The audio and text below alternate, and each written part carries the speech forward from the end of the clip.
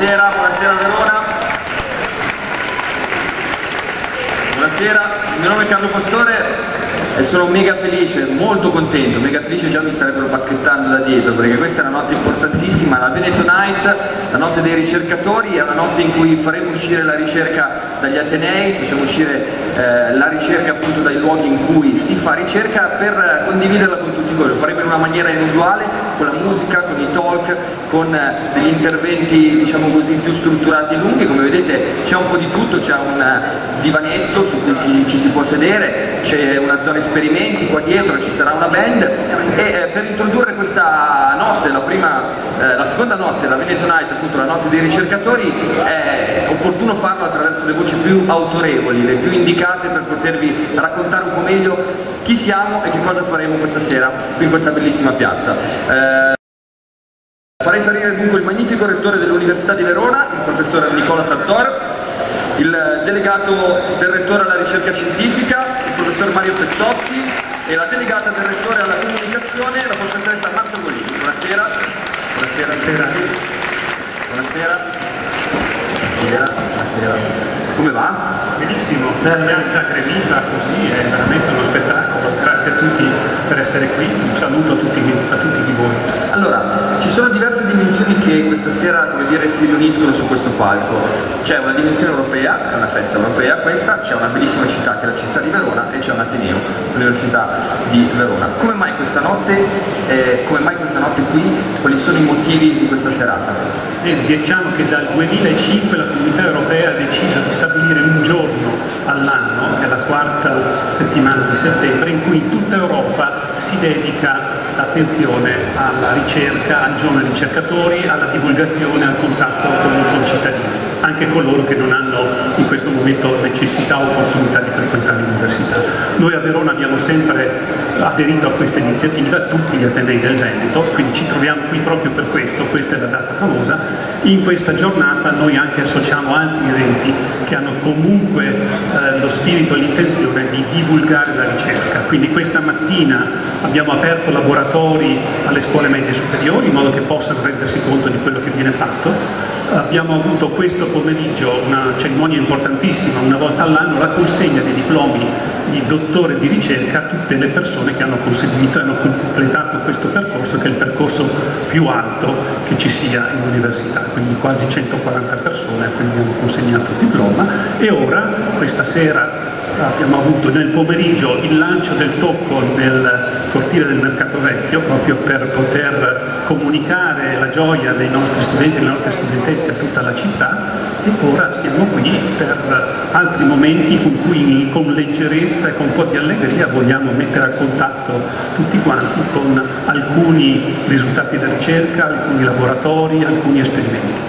Direi che questa è l'occasione straordinaria per avvicinare, diciamo così, il pubblico, anche se credo che non si possa parlare soltanto di pubblico, ma le persone al mondo della ricerca scientifica, aprendo uno spazio di dialogo, aprendo uno spazio in cui fondamentalmente per una volta si cerca di declinare la, come dire, percezione così di pesantezza che c'è attorno alla ricerca in maniera diversa, no? In una maniera più di gioia e di come dire, leggerezza, come lei ha detto. Io non so se si può dire che per una notte tutti possiamo essere scienziati, perlomeno non posso dirlo su me stesso, ma per una notte però il metodo scientifico diventa show. Io volevo chiedere al delegato della ricerca, al delegato del rettore della ricerca scientifica, il professor Mario Pezzotti, come mai il focus è proprio sul metodo scientifico questa sera? Sì, parliamo di ricerca e di ricercatori, quindi i ricercatori fanno un mestiere che è l'attuazione del metodo scientifico e nessuno sa esattamente nella società civile che cos'è il metodo scientifico, quindi noi che viviamo il metodo scientifico che è stato definito da Galileo Galilei e quindi attraverso Galileo Galilei noi pensiamo di attuare la conoscenza della realtà che ci circonda, dall'astrofisica fino alla genetica, passando per la filosofia e per la storia sociale, per l'economia, e questo lo facciamo attraverso un metodo che è un metodo rigoroso, che è un metodo che applicano tutti nel mondo e che attraverso questo metodo conosciamo quello che succede intorno a noi e ci confrontiamo con tutta la conoscenza del mondo. E in questa sera lo vogliamo spiegare in maniera più comunicativa possibile, perché vogliamo che tutti per una sera siano ricercatori, ma che siano anche capaci di capire che la ricerca serve all'evoluzione della società. Allora, il tentativo è arduo, quello di fare show con il metodo scientifico, anche perché al contrario non vale l'equazione, perché lo show non deve diventare un metodo scientifico, ecco. Quindi tentiamo di fare questa cosa e alla professoressa Ugolini chiederei di spiegarci perché ci sono queste macchine che non sono infernali come questa batteria qua dietro, ma insomma come mai ci sono queste macchine alla mia sinistra, il perché di questo setup, come si dice, sul palco questa sera. Questa sera sul palco vedremo degli esperimenti live che verranno condotti intanto che alcuni ricercatori illustreranno e faranno i loro speech. In realtà questo è il momento culminante che ci ha visto già come ricercatori impegnati in piazza, quindi vedete ancora sono aperti gli stand delle macro aree scientifiche e abbiamo avuto dei talk sotto la statua di Dante dove si è parlato di simulazione di processo, di stilometria, di cuore artificiale, di malattie neurodegenerative, del consumatore omnichannel e di microincapsulazione. Quindi abbiamo fatto una selezione di alcuni temi. E vorrei, siccome questa è la notte dei ricercatori e delle ricercatrici e quindi le persone sono qua, sono in piazza, sono insieme a noi, cogliere questa occasione per chiamarli per nome, per ringraziarli. Io sono stata la stalker in questi mesi, li ho chiamati. Un po' pesante, quindi con il rischio di dimenticarmene qualcuno, però credo che sia giusto ringraziare tutti quanti. Anzitutto a nome dell'Università di Verona ringrazio i professori del comitato scientifico della notte dei ricercatori, ovvero i coordinatori delle scuole di dottorato. La interrompo, qui deve partire l'applauso, quindi per questi nomi che vengono elencati qui d'ora innanzi. Gloria Menegaz, Matteo Ortino, Arnaldo Soldani, Pietro Minuz e Mario Pezzotti che è delegato alla ricerca.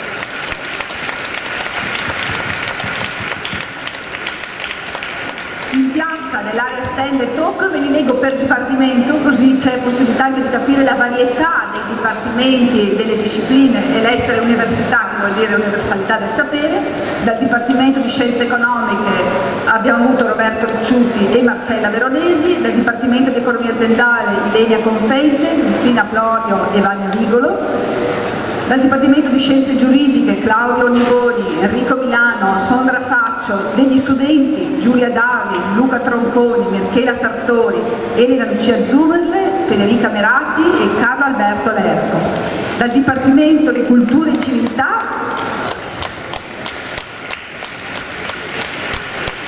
sono i familiari, cugini, nipoti anche nel caso. Da Cultura e Civiltà Maria Vender, Denis Del Fitto, Serena Dalmaso, Maria Scappini, Sabrina Piccini, non ho ancora finito. Dal Dipartimento di Lingua e Letterature Straniere Massimo Salgaro e Simone Regola.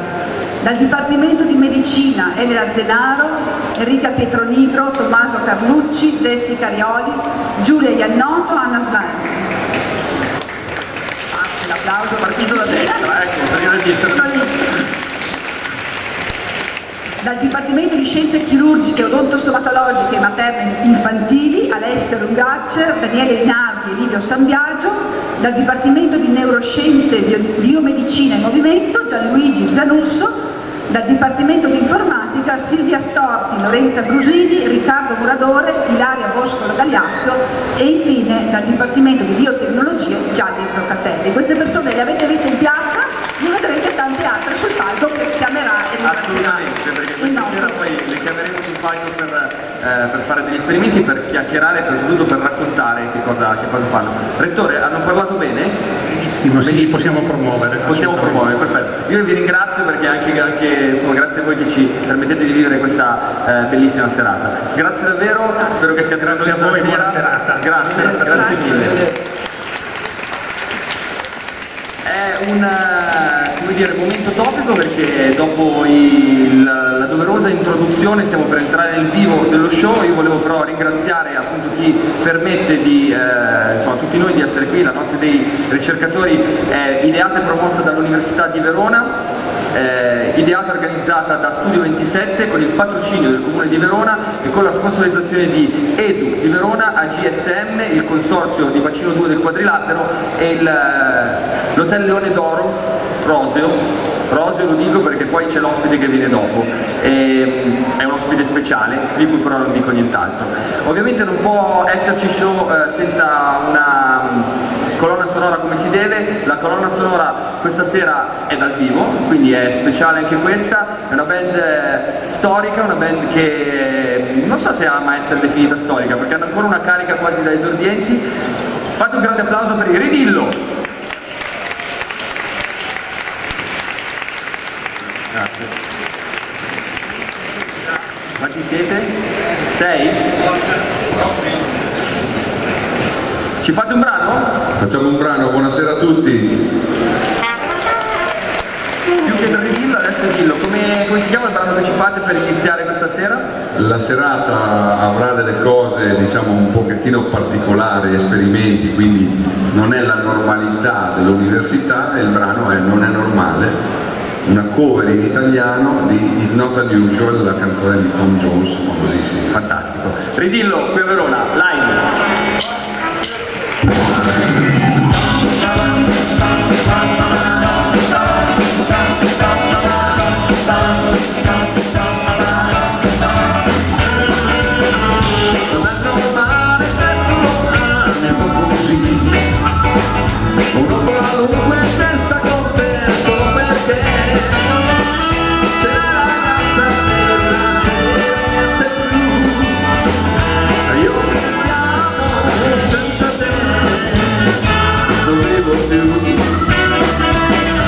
Non è normale che tu non voglia proprio mai mostrarti vera come tu sei e non così, e ogni giorno fai quel che vuoi e con chi vuoi.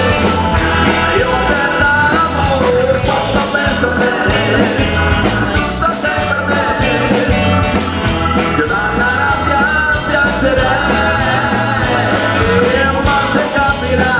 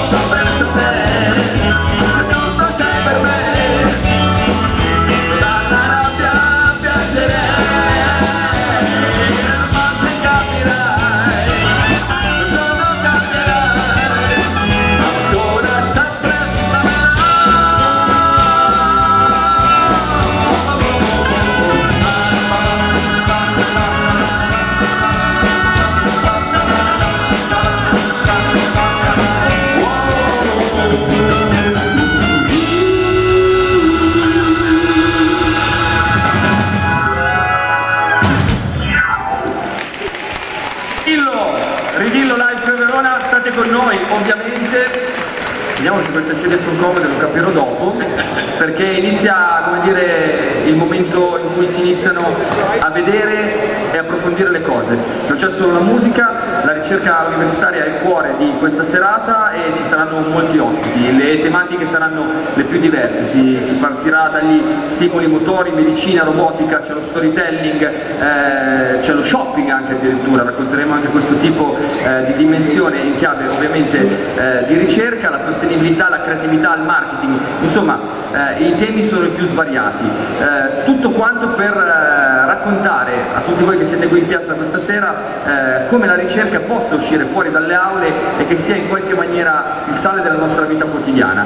C'è prodotto d'ingegno, c'è lavoro e c'è anche molta passione in tutta questa, come dire, profusione di idee, di studio che c'è dietro appunto il lavoro dei ricercatori. Non è così lontano, non è così complicato, è qua e in questo caso questa sera sarà su questo palco, in questa incredibile piazza. Allora, la prima area tematica è relativa al movimento, la robotica, la mobilità assistita. Se vi chiedete di cosa stiamo parlando, e me lo sto chiedendo anch'io, per spiegarcelo questa sera, vi accoglierei ovviamente con un grande applauso, sono il professor Nicola Smagna del Dipartimento di Neuroscienze e Biomedicina e Movimento, invece la professoressa, la dottoressa anzi, Maria Luisa Gandolfi, eccola, microfonata con il mio stesso microfono, per lei al gelato. Ve li invidio molto. E infine la professoressa Gloria Menegaz del Dipartimento di Informatica. E qui vi chiedo...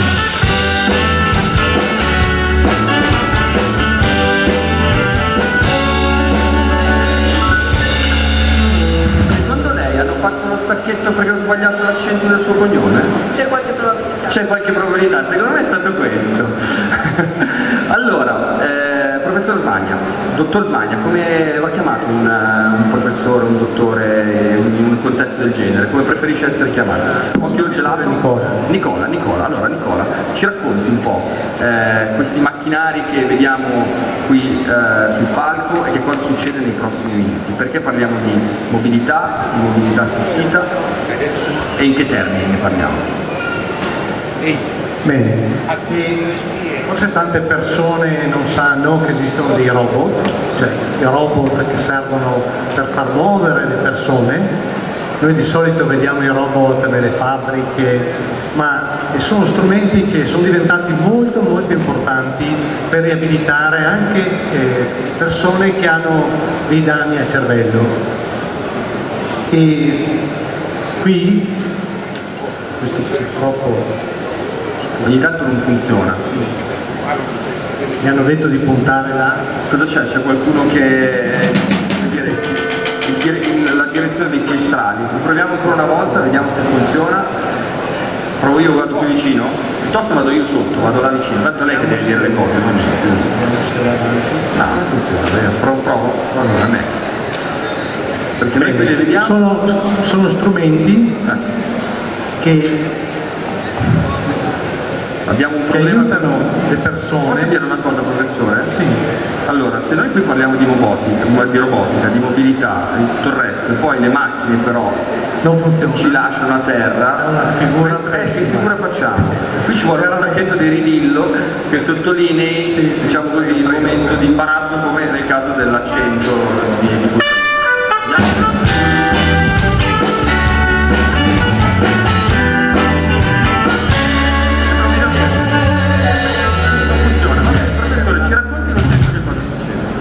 Bene, dai, allora questi strumenti poi vedremo, e l'esperimento consiste proprio nel far vedere l'uso di questi strumenti. Ecco, sono strumenti che oltre a muovere le braccia, le dita, possono muovere le gambe, possono mettere in piedi persone, fare le scale in salita, in discesa. Ecco, sono strumenti che si usano da pochissimo tempo e la cosa più interessante è che noi oggi possiamo vedere cosa succede nel cervello finché le persone usano questi strumenti. Ecco, il cervello è una struttura invisibile, no? Però è in continua attività. Sulle immagini che c'erano si vedeva appunto il cervello che continua a fluttuare, cioè continua a spostare la sua attività in varie zone. Lei me l'ha spiegato prima con un'immagine molto chiara. Se si accende una lampadina, ecco, il cervello quando succede qualcosa, tipo c'è un suono, oppure si accende una lampadina, oppure una persona fa un movimento, il cervello si accende in vari punti particolari. Ecco, quando c'è un danno, e sappiamo che molto spesso per malattie arrivano danni al cervello, molto spesso c'è l'ictus che causa, diciamo, un disturbo della circolazione sanguigna, si causano dei danni e il cervello non funziona più tanto bene. Ecco, noi oggi abbiamo altri strumenti tecnologici e in università questa è una condizione unica, diciamo, perché i medici, quelli che si occupano dei pazienti, lavorano vicino ai laboratori dove si studia il cervello, e lo studio del cervello viene fatto con delle cuffie, vedremo, che riescono a captare tutte queste zone. Ecco, la cosa più interessante è che noi possiamo vedere, quando utilizziamo delle macchine come questi robot, come si modifica l'attività del cervello. È importantissimo per capire, dopo danni nervosi, se noi riabilitiamo queste persone tramite robot, come si modifica il cervello. E questo è possibile farlo solo perché ci sono delle strutture di ricerca che lavorano molto vicine. Molto spesso all'estero questa è una condizione difficile da realizzare, ma qui a Verona si è realizzata e ci è consentito di fare delle ricerche. Anche perché si dice che le neuroscienze sono un po' la frontiera, no? dello studio da questo punto di vista, quindi siete lì in frontiera a lavorare per migliorare alla fine la vita di tutti. C'è però un esperimento, dobbiamo vedere qualcosa in questo momento. Si sono come dire, sedute perché ovviamente non volevano, si sono prese il loro tempo perché probabilmente per lei parla tanto, però si vogliono ritornare insieme a noi, le sue due colleghe, così iniziamo ad entrare nel vivo di questo esperimento. Eccole, prego. Preparano, ci sono loro due, Luca. Mirko Filippetti, un medico nostro assistente, che si presterà a fare la cavia, e la dottoressa qui che invece aiuterà nel montaggio dell'apparecchio. Ecco, possiamo spiegare cosa succede in questo momento? Perché se no non capiamo molto. Prego. Aspetti che non ti sentiamo. E anche qui ecco, la robotica ci viene di nuovo in aiuto. Non è una voce registrata, ma prego, sì. Ecco, ci sentiamo. Benissimo. Questo è uno strumento che viene utilizzato per la riabilitazione delle braccia in persone che hanno avuto un danno al cervello, e come vediamo il cuore dello strumento è rappresentato da questi due guanti che vengono fatti indossare alla persona. Sono guanti morbidi, assolutamente leggeri, che contengono dei sensori che permettono di misurare il movimento delle mani e anche di riprodurlo. Questo fa sì che la persona possa fare dei movimenti o essere aiutato nell'esecuzione di movimenti anche nelle fasi molto precoci dopo il danno cerebrale. Come possiamo vedere, il movimento viene ad essere riprodotto grazie a questi speciali attuatori che sono come dei tendini artificiali che possono riprodurre dei movimenti molto complessi, come ad esempio questo, un movimento singolo delle dita che può essere personalizzato anche sulle capacità residue del paziente, ma possono anche fare movimenti molto più complessi, come ad esempio movimenti di presa di oggetti. Qui vediamo una cosa molto importante da notare, che il paziente prima vede l'azione, prima vede il movimento che dovrà fare e poi viene aiutato nella ripetizione di questo movimento.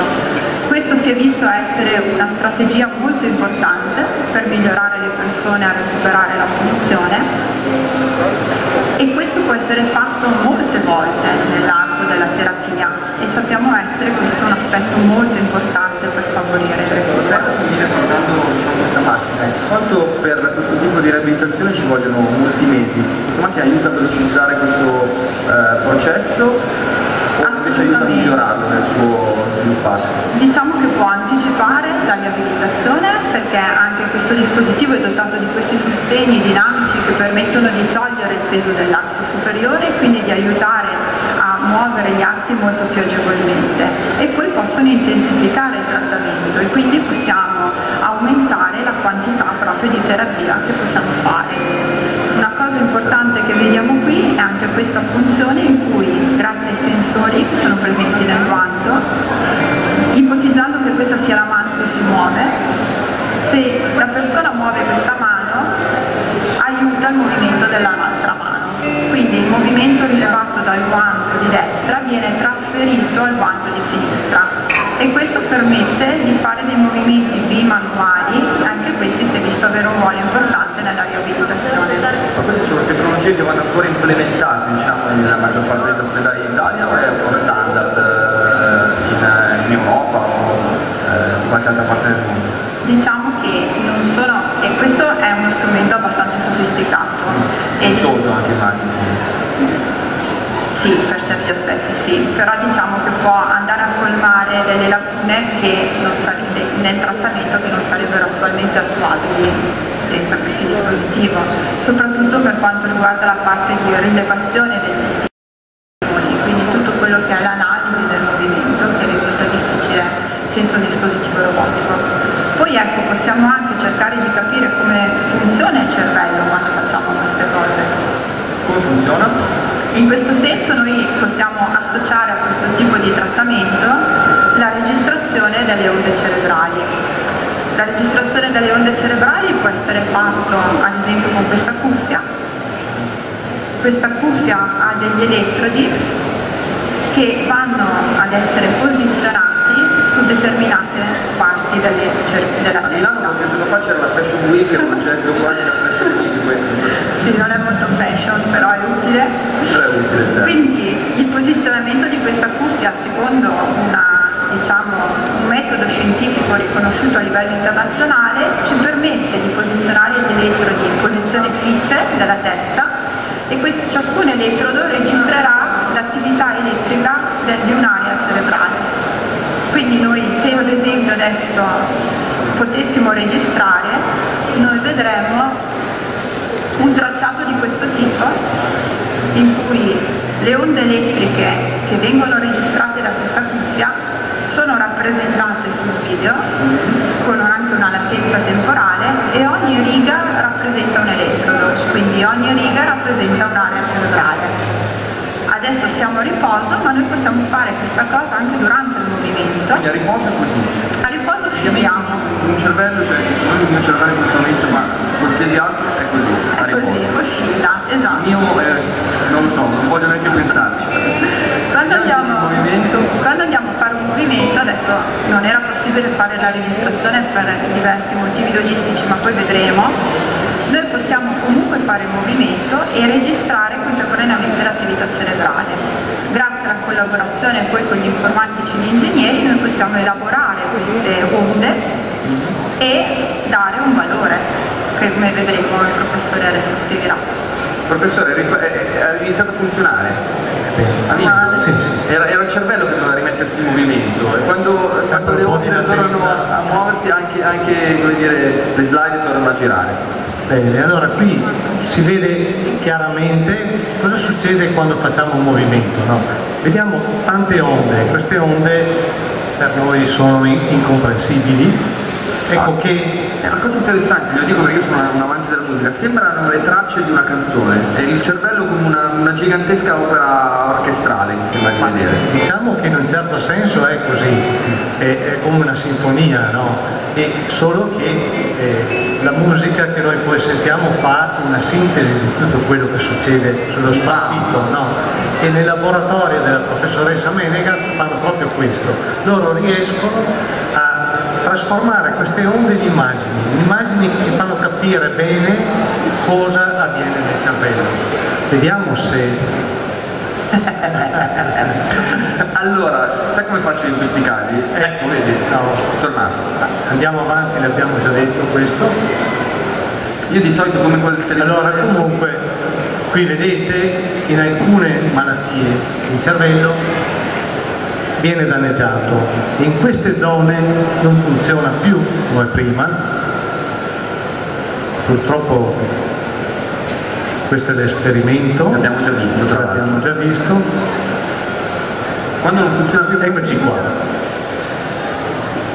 La professoressa Menegaz riesce a fare queste immagini. Queste immagini sono delle piccole teste dove noi vediamo delle aree di colore diverso e che corrispondono all'attività motoria. Per esempio dove vediamo quelle aree in blu a destra e a sinistra corrispondono a un movimento della mano destra e a un movimento della mano sinistra. Ecco che nel caso di pazienti con lesioni cerebrali abbiamo delle disfunzioni in queste aree e si vedono proprio dei buchi, dei veri e propri buchi. Ecco, la cosa interessante è che dopo aver utilizzato questi strumenti per un tempo prolungato, ripetendo tante volte il movimento, non solo si recupera il movimento, ma anche vediamo questo, cioè lei vede lì dove c'è quell'area arancione, no? Quello lì è una specie di buco dove manca il funzionamento di una mano e dopo aver fatto un training prolungato questo buco un po' si colma. Ecco, quindi è molto schematico dire questo, però questo significa che il nostro cervello è una struttura che si può riorganizzare e noi possiamo controllare anche queste riorganizzazioni del cervello. Certo. Magari chiediamo alla professoressa Menegaz, stacchetto per me che ho detto giusto il cognome, ragazzi, lo stacchetto però dolce questo giro. Andiamo un attimo indietro, perché io volevo capire, quando lei tratta queste immagini, in che senso tratta queste immagini? Allora, se si potesse tornare indietro di un paio di slide sarebbe bene. Allora, in questo caso vediamo i segnali che vengono catturati dagli elettrodi sulla cuffia e da questi segnali estraiamo dei numeri che descrivono un po' l'attività cerebrale nei diversi punti che corrispondono agli elettrodi e poi riportiamo questi numeri su una riproduzione tridimensionale di quella che è la superficie corticale del soggetto per vedere dove si accende o si spegne in determinate condizioni. Questi sono altri modi in cui possiamo andare a studiare il cervello. Nel primo caso usiamo una risonanza magnetica pesata in diffusione, che vuol dire ci fa vedere quelle che sono le strade attraverso le quali l'informazione si propaga all'interno del cervello, oppure possiamo avere la seconda immagine, se partisse il filmato, che ci fa vedere teoricamente dove si accende il cervello con la risonanza magnetica. Non parte il filmato. C'è il professore che è disgustato, adesso boccia tutti. E nel terzo caso tutti rimandati. Ecco, per dire che insomma esistono anche altri modi per visualizzare appunto le informazioni all'interno del cervello. E queste mappe si ottengono appunto andando a vedere dove l'attività si manifesta in una persona sana durante lo svolgimento di un certo compito piuttosto che in una persona malata. Dalla differenza dei colori nelle due immagini si può vedere che una persona malata si può misurare quanto è diversa da una persona sana e quindi poi misurare quanto il processo di riabilitazione possa riavvicinare la mappa della persona sana e della persona malata alla mappa della persona sana. Fantastico. Bene. In chiusura?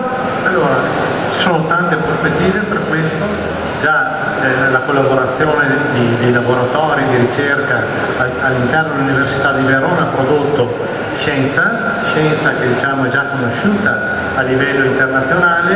Il nostro proposito è quello di studiare non solo pochi casi ma tanti casi per migliorare sempre più le cure di queste persone e anche di studiare tante malattie, perché con questi strumenti si possono veramente curare tante malattie. Dobbiamo avere strumenti tecnologici e il nostro sogno è quello di creare un laboratorio di questo tipo dove quelli che studiano la parte più teorica, diciamo, sono vicini a quelli che studiano, che stanno accanto al paziente, perché questo può portare grossi vantaggi e a Verona questo è possibile. Bene, grazie a tutti. Un applauso. Non auguro a nessuno di avere un incidente, però siccome purtroppo le cose a volte accadono al netto della nostra volontà, se c'è questo tipo di ricerca implementata negli ospedali è evidente che la riabilitazione è un vantaggio. Grazie mille davvero, grazie anche alle cavie, siete vivi, siete sani, siete salvi. Posso stringere la mano a questo guanto? Grazie mille, grazie davvero. Sì, lasciate pure a me, questo grazie davvero. Allora appoggio qui, perché ovviamente finito un esperimento se ne fa un altro, ma prima c'è un esperimento musicale di Ridillo. Ridillo, che cosa ci suonate adesso? Questa canzone si chiama Salmo nel 2000, quindi sì. La mia scelta è nel 98 però. Perché il futuro ovviamente... e la canzone parla appunto dei movimenti del cervello, per cui siamo perfetti. Ecco, movimenti di nuovo senza mano, grazie. Ridillo, qui a Verona, live!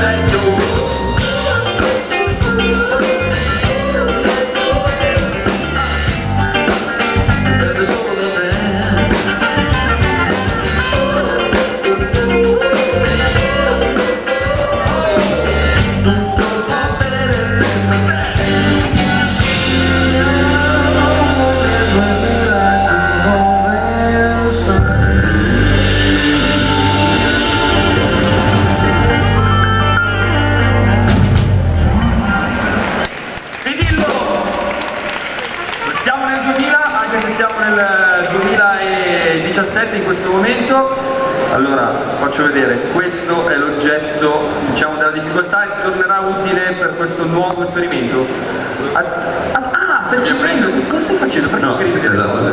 Sto scrivendo così delle frasi che dite, no? Ogni tanto, così a caso. Allora io voglio che tu scriva questa, voglio che tu scriva una frase riguardo le slide. Le slide e il... Però facciamola dire a qualcuno, perché non voglio essere io autore di questa cosa, perché tutto questo sarà una canzone che andremo a costruire. Spiego bene, quindi tu ti stai appuntando delle cose interessanti che senti. Dicendo che sento. Io dico no, ma prima l'hai detta tu, sale della nostra vita quotidiana è frase tua. Non vuol dire niente. Non te la ricordi già più. Non vuol dire niente, comunque va bene. Quindi delle cose che vengono dette su questo palco, stando larghi, e poi diventano una canzone. Diventano una canzone, quindi anche questo è un esperimento, perché giustamente come hai detto tu prima ti ricordava queste onde, ti ricordavano una canzone musicale, certo. Le tracce quando andiamo a costruire la parte orchestrale, gli arrangiamenti, e perché no? Allora provare a fare una canzone inventata con le frasi che così, quindi non so ancora, il resto dei fogli sono tutti bianchi. Ricerche, vediamo che cosa ne verrà fuori, una instant song. Intanto però ci facciamo delle domande, perché di solito sono le domande che, come dire, sono il motore della curiosità. Per esempio, quando facciamo shopping ci sono volte in cui ovviamente ci giriamo verso offerte, sconti e promozioni. Ci sono altre volte invece in cui decidiamo di mettere noi stessi a dieta, oppure di controllare meno frequentemente, in maniera inconscia, le azioni che abbiamo comprato perché la borsa è in calo. Tutte queste, diciamo così, questi comportamenti vengono studiati e vengono, come dire, descritti sotto la sfera del cervello economico. È una disciplina questa molto interessante perché ha un impatto concreto sulle nostre vite, ci sono stati importanti risultati che sono stati ottenuti appunto in questo campo attraverso il dialogo con le neuroscienze, e dunque vorrei dare conto di questa quotidiana branca, diciamo così, della ricerca. Quando si parla di soldi, diciamo così, il cervello servirebbe quella macchina per capire come si attiva e in che maniera. Appunto vorrei chiamare sul palco chi può descriverci meglio di chiunque altro proprio questo tema, il professor Luca Zarri del Dipartimento di Scienze Economiche. Prego Ridillo, accoglietevi con un sacchetto economico. I professori Angelo Bonfanti e Giorgio Mignolo del Dipartimento di Aziendale.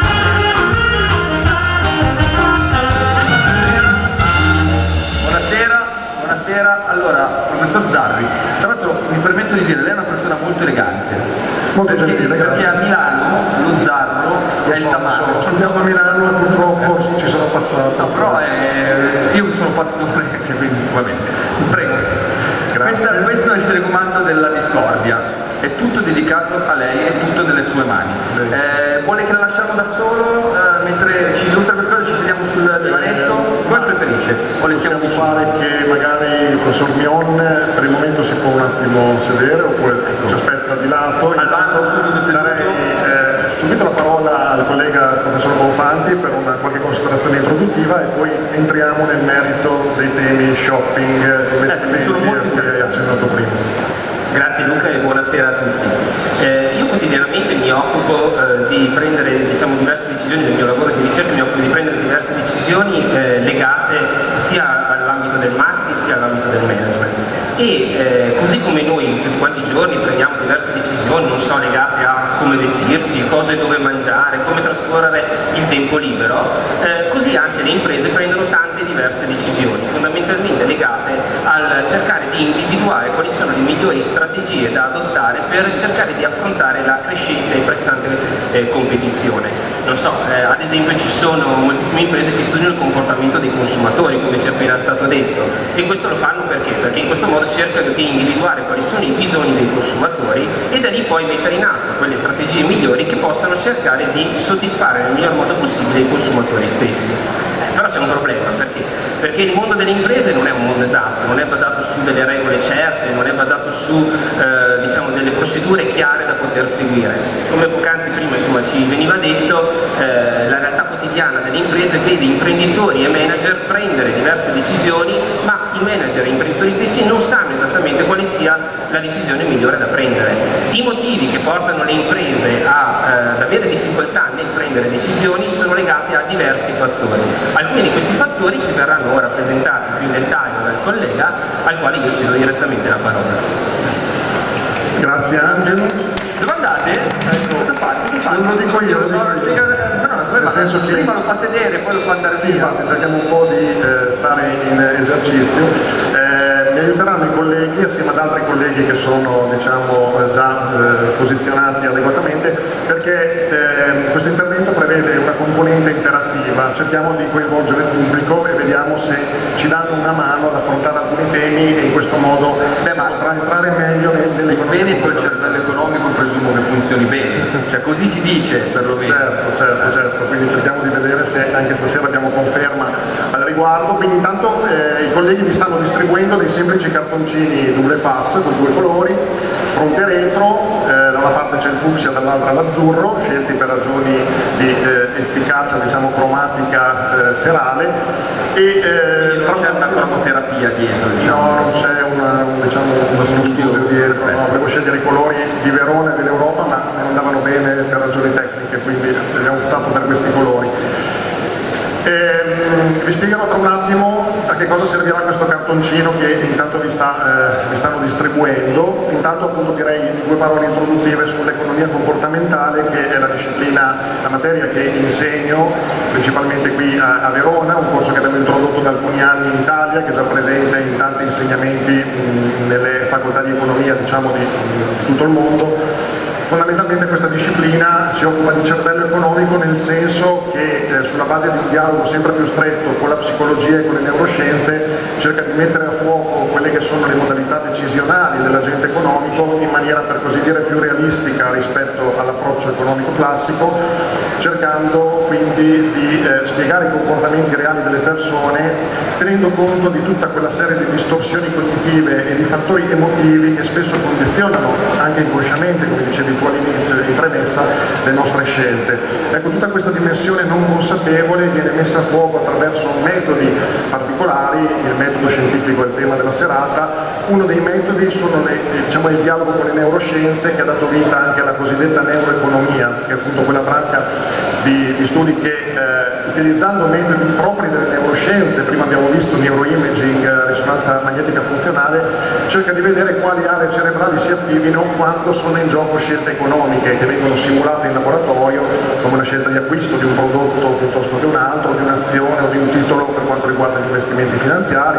Si riproducono queste situazioni in laboratorio, si cerca di vedere che tipo di correlati vi siano a livello neurale. Questo è uno dei metodi utilizzati, non è l'unico, poi farò riferimento ad altri. Prima di dire altre cose però vorrei fare subito l'esperimento live. Proviamo, se tutti, quantomeno le persone sedute, o quasi, naturalmente l'adesione all'esperimento è volontario, però diciamo, visto che non c'è un voto, non diamo un voto. No, facciamo una cosa, perché sembra di essere tipo, non so, adesso non voglio dire, però è presente assemblee di partito dove si sventola il cartellino. Così. Sì, anche se il colore non sono. Il colore infatti non ci porta da nessuna parte. Che cosa servono questi cartellini? Soprattutto che cosa deve fare chi ce l'ha in mano? Esatto, ve lo spiego subito. Allora, partiamo dal primo quesito e così chiariamo anche il senso del cartellino. Immaginate di immedesimarvi nella situazione descritta in questa slide, individualmente, ok? Ciascuno ragioni per conto proprio.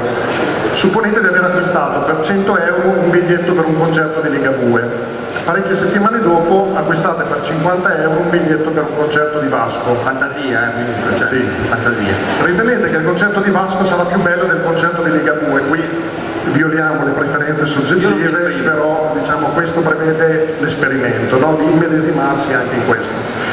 Mentre mettete il biglietto che avete appena comprato nel portafogli, vi accorgete che i due biglietti sono per lo stesso giorno, stessa data, uno magari in arena, l'altro a Bentegodi, ma non potete andare ad entrambi i concerti. È troppo tardi per vendere l'uno o l'altro, non potete regalarlo, è nominativo, dovete utilizzare l'uno o l'altro.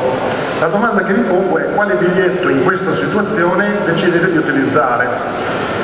Ed è qui entrano in gioco i cartoncini. Quindi chi intende dare la risposta Vasco è chiamato ad alzare, a mostrare verso di me, quindi verso il palco, il colore azzurro, ok? chi dice Ligabue mostra il colore fucsia, ok?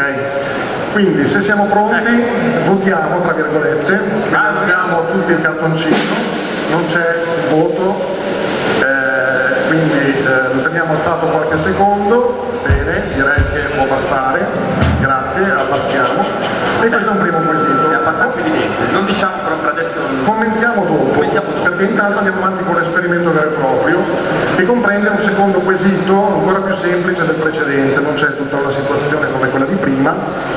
In questo caso sono io a proporvi una scommessa.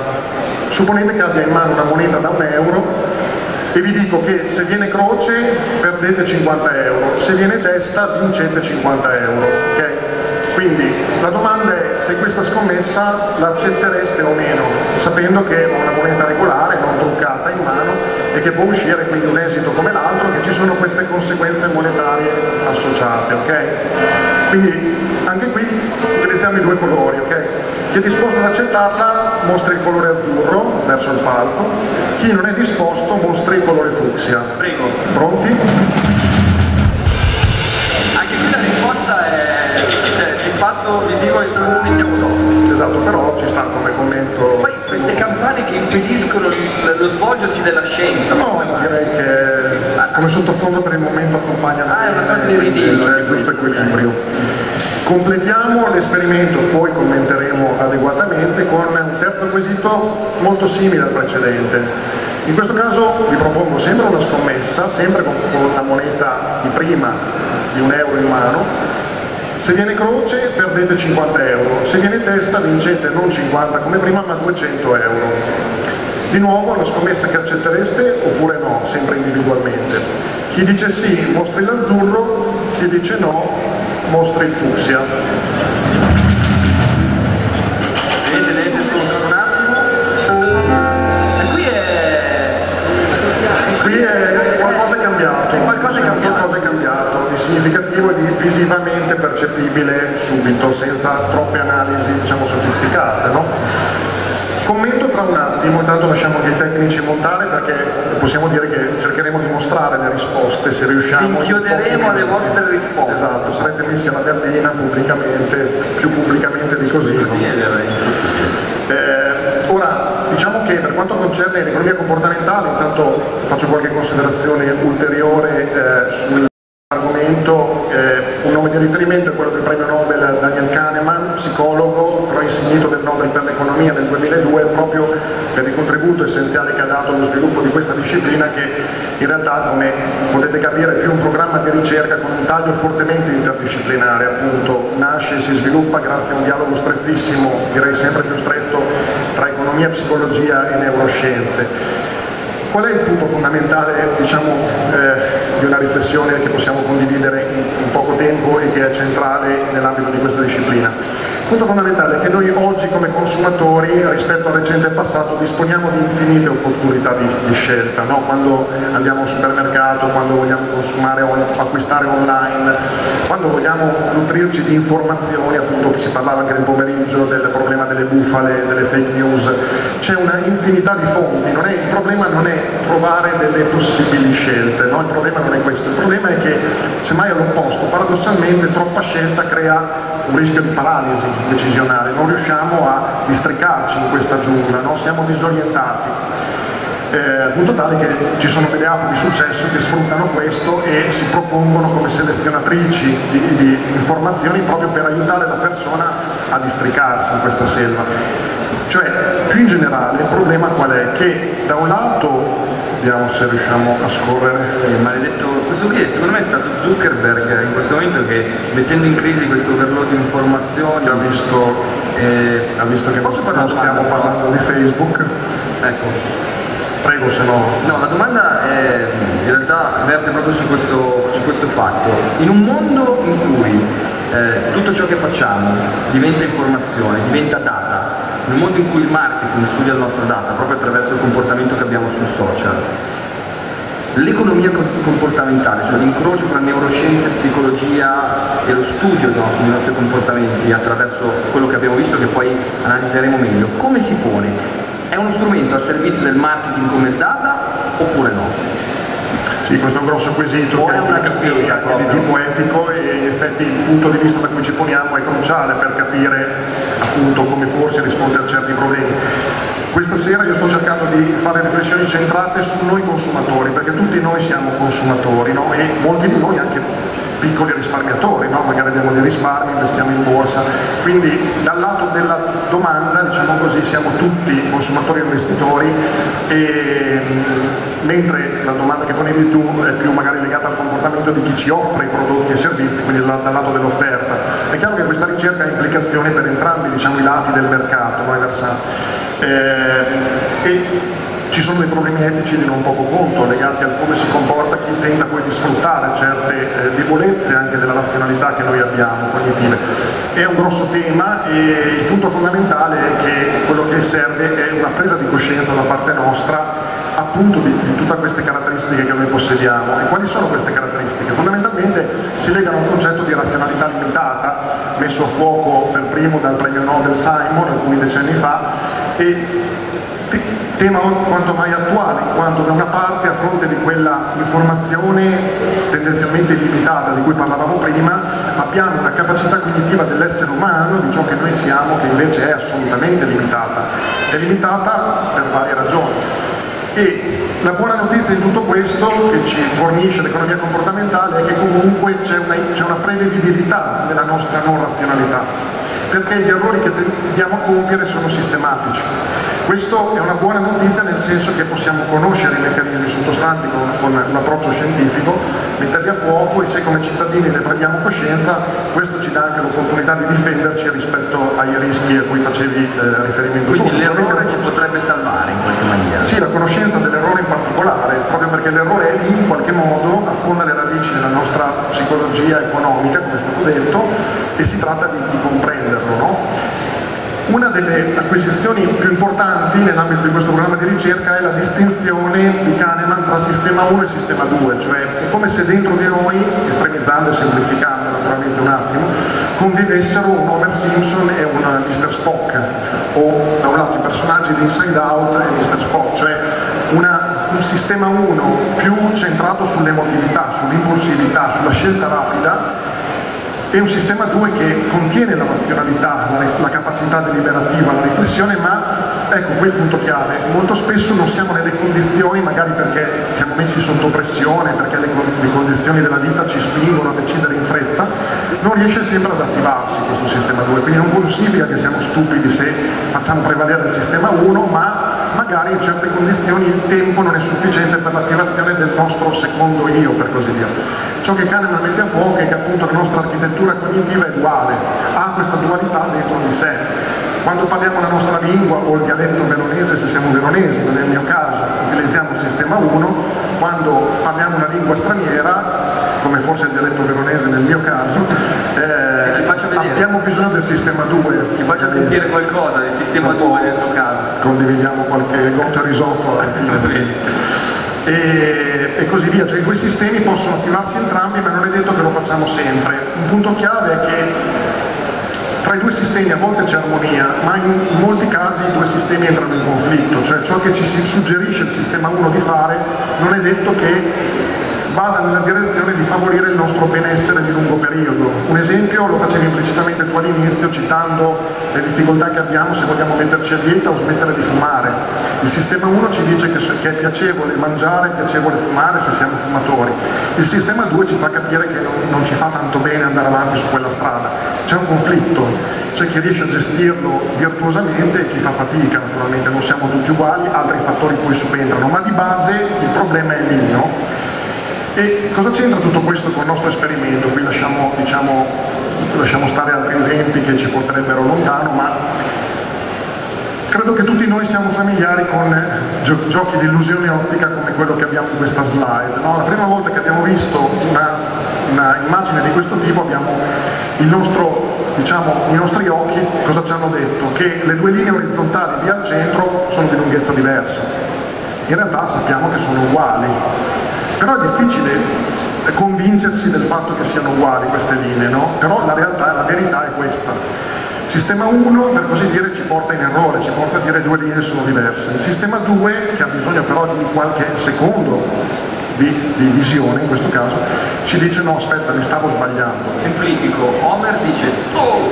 Esatto. Mentre invece Mr. Spock, certo, lo sapevo. Esatto. Dopo qualche secondo. Esatto. Bisogna vedere chi prevale dei due, e il punto è anche che nonostante Mr. Spock entra in azione, comunque Homer resta lì, nel senso che anche a posteriori, anche adesso che noi conosciamo bene questi giochi, ci sembra molto difficile credere che davvero le due linee siano uguali, no? Questa è un'illusione ottica. Le illusioni di cui parlavo prima sono illusioni cognitive, ma l'analogia è molto forte, no? Perché grosso modo quello che succede è la stessa cosa. Tutto questo viene molto sfruttato dal marketing, nel posizionare prodotti in un certo modo, cercando di impattare sul nostro sistema 1 di consumatori. Il prezzo psicologico è un modo anch'esso di in qualche modo farci pensare che un certo prodotto, anziché costare €1, costi 90 centesimi, in realtà 99 è più vicino all'euro, però mentalmente lo vediamo come un prezzo diverso. E vediamo finalmente come voi avete risposto ai 3 quesiti che abbiamo posto prima, no? Il primo quesito, ricordiamo, di qualche minuto fa era quello Vasco versus Ligabue. Ora, al di là delle preferenze soggettive, su cui anch'io non entro nel merito, sono entrambi emiliani come me. Però un po' che magari uno fan di Vasco, nonostante diciamo così, la formulazione della domanda, abbia detto vabbè, io alzo per Vasco. Sì, cioè, questo può avere influito, diciamo. Infatti non stiamo a contare i singoli, perché ci può essere dentro anche questo. Però a grandi linee, se riusciamo a vedere le risposte, ricordiamo che Vasco era, come risposta a Vasco c'era l'azzurro, Ligabue il fucsia. Non so se riusciamo a vedere, ecco, riuscite a vedere voi stessi cosa avete risposto. Siete voi, fatevi un applauso, mi raccomando. Vediamo come avete risposto. Ecco, vi siete divisi, appunto, può darsi in parte per le ragioni di cui parlava Carlo, però certamente c'è un numero, diciamo, elevato di voi che ha risposto a Ligabue. Ora, rispondere a Ligabue in questo caso non è pienamente razionale, dato il poco tempo che vi ho dato anche per riflettere volutamente, perché in qualche modo avete azionato il vostro sistema 1 e non il sistema 2, se avete letto bene il testo, nel senso che il testo prevedeva anche che la persona, diciamo, ipotetica dello scenario ipotizzato, appunto, preferisse il concerto di Vasco a quello di Ligabue. Quindi se tu preferisci quel concerto, anche se hai speso di più per l'altro, e questo era un po' l'inghippo, dovresti andare al concerto dal quale ti aspetti di più in termini di piacere dell'esperienza. Perché ormai quei costi sono andati, tu hai speso 150 euro complessivi e ok, magari di più erano andati nell'altra direzione, ma in fondo quei costi sono andati, no? In economia si dice sono irrecuperabili, sono sunk cost. E quindi la maggior parte della gente ha risposto Vasco. Però esatto, la maggior parte della gente ha risposto Vasco, non c'è cascata nel tranello, nonostante il poco tempo a disposizione, quindi bravi. Negli altri 2 quesiti non c'era una risposta giusta e una sbagliata, ok? Però c'è un fenomeno molto rilevante in gioco, nel senso che facciamo vedere intanto come avete risposto al quesito 2, quello della scommessa. In questo caso direi la stragrande maggioranza di voi ha risposto no grazie, giusto? Ha detto posso fare una domanda? La scommessa, sì. Ma quel signore lì dove stava guardando? Perché controllavo quello che rispondevano gli altri prima di alzare il cartellino, quindi questa è un'altra tecnica che i neuroscienze dovrebbero... La maggioranza direi era schiacciante a favore dell'opzione no grazie, non accetto la scommessa. Vediamo invece la terza e ultima foto, diciamo. Ecco, in questo caso le cose direi si sono ribaltate, nel senso che la maggioranza, magari non netta come quella precedente, ma comunque la maggioranza a occhio ha risposto ok, in questo caso accetto la scommessa. D'altra parte il quesito era diverso, appunto, quindi si è passati da una scommessa con opzione 50-50 a una scommessa con opzione 50 di perdita, 200 di vincita, 4 volte tanto, no? Qui qual è il punto sottostante? Che se pensiamo alla risposta al quesito 2, quello che la stragrande maggioranza di voi ha dato prova di possedere è in linea con ormai decine e decine di studi empirici condotti negli ultimi decenni un po' in tutto il mondo in questa letteratura, ha dato prova di avere la cosiddetta avversione alle perdite, cioè la nostra contabilità mentale, cioè il nostro modo soggettivo di contabilizzare dentro di noi, più o meno inconsciamente, perdite e vincite, non è simmetrica, ma è sbilanciata a favore delle perdite, nel senso che noi siamo più sensibili a una perdita di quanto siamo sensibili a una vincita che è uguale a montare, naturalmente il segno è l'opposto, ma l'avversione alle perdite è un tratto profondo della nostra personalità. Per compensare questa avversione alle perdite io devo offrirti più del doppio, e infatti nel secondo esempio, il terzo quesito, ho offerto una somma pari a 4 volte tanto, e infatti sono riuscito a spostare le scelte, per così dire, no? Quindi era prevedibile, vedete che a volte gli economisti riescono a prevedere qualcosa, no? Non sempre si fallisce a livello previsionale. È un tratto profondo d'altra parte della nostra personalità, e quindi non a caso anche un campione come quello presente questa sera dà prova di essere condizionato dall'avversione alle perdite. Poi naturalmente non siamo tutti uguali, c'è eterogeneità, ci sono vari fattori che ci differenziano, uno di questi è l'esperienza. I trader, che tutti i giorni sono abituati anche a perdere somme importanti, magari non per conto proprio ma per altri, acquisiscono una sorta di abitudine, una suefazione che fa sì che ci sia meno loss aversion nel loro caso. Un'implicazione importante è quella a cui accennavi all'inizio: perché ci attraggono così tanto gli sconti e le promozioni quando facciamo shopping, il Black Friday, un po' in tutto il mondo ormai grazie a internet ha tanto successo? La ragione, diciamo, di psicologia economica associata a questo è proprio legata all'avversione alle perdite. Le perdite, quindi pagare un prezzo anche per un prodotto che ci piace, ci provoca, tra virgolette, dolore, ci disturba.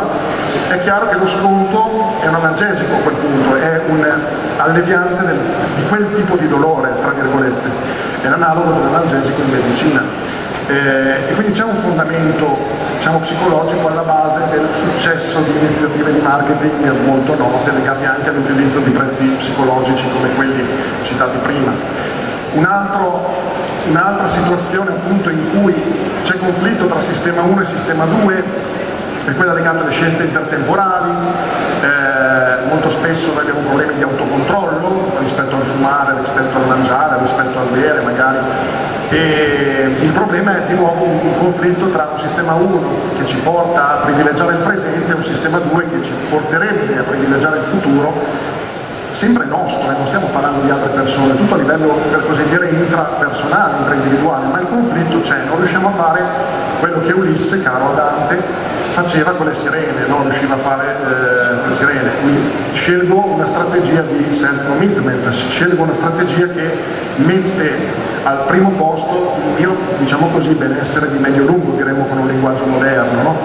Resistere al canto. Esattamente, però non riusciamo spesso a farlo.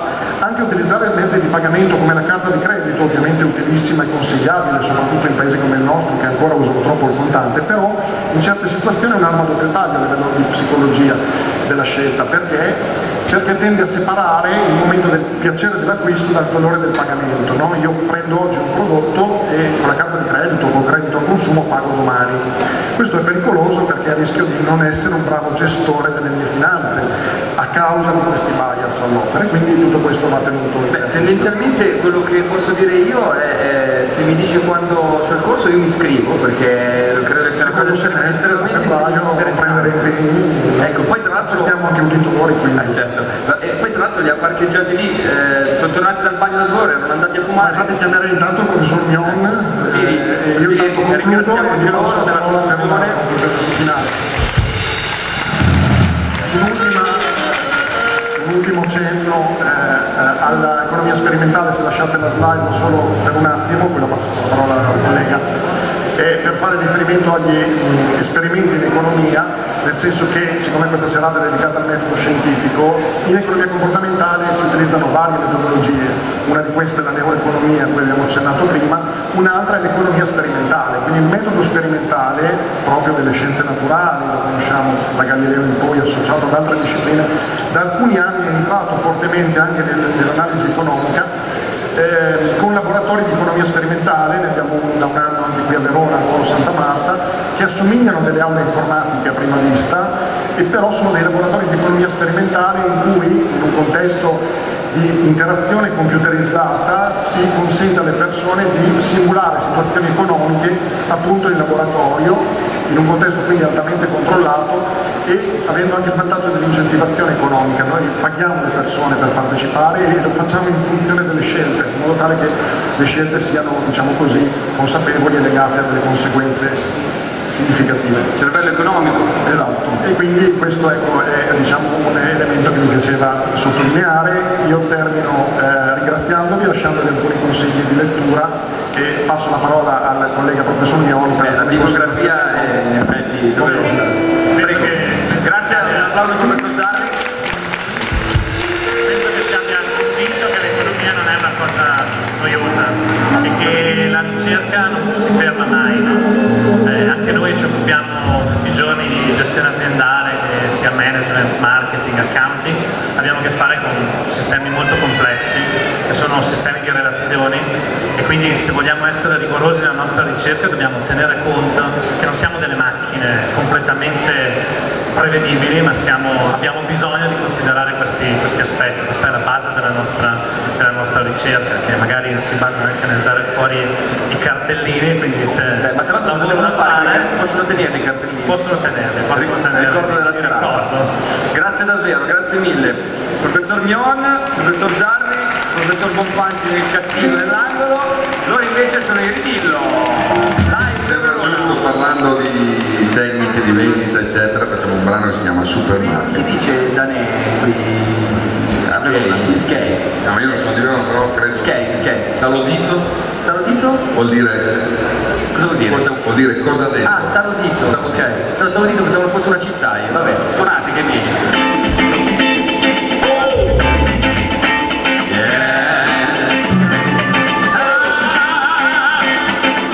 Supermarket giovedì, tu lavori lì, direttore tu lo sai, dimmi dove lei, non c'è, abbonata cos'è, comunque qui non c'è, comprerò le banane, comprerò, ma però dove è andata stamattina non lo so, scatolette colorate, carni rosa congelate, c'è di tutto intorno a me, ma lei non c'è.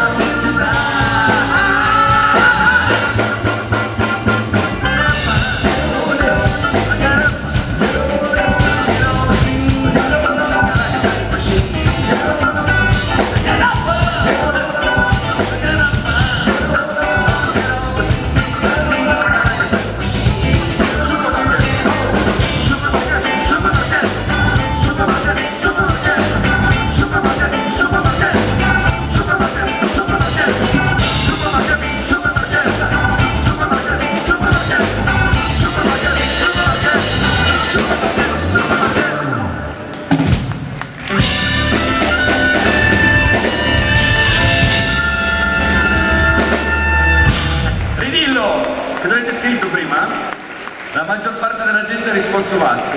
In effetti. Da una parte c'è il fucsia, dall'altro l'azzurro. Tutte frasi così che. Sono proprio curioso di vedere che cosa combinate alla fine. Allora, proseguiamo ancora con gli esperimenti di questa notte della ricerca. Credo che qualche anno fa, non neanche troppi anni fa, nessuno avrebbe scommesso sul fatto che importanti soluzioni per il mondo del futuro sarebbero arrivate dalle microalghe. In questo senso vorrei chiamare sul palco una persona che può spiegarci bene come le biotecnologie ci possono aiutare aiutare nel quotidiano e come un alto valore aggiunto arrivi proprio dalle microalghe. Mi sono fatto dire l'accento perché fra ballottari e ballottari insomma era difficile scegliere la cosa giusta, e qui con noi il professor Matteo Ballottari, eccolo, accompagnato dal dottor Luca Zogliani e dal dottor Federico Peroseni del Dipartimento di Biotecnologia.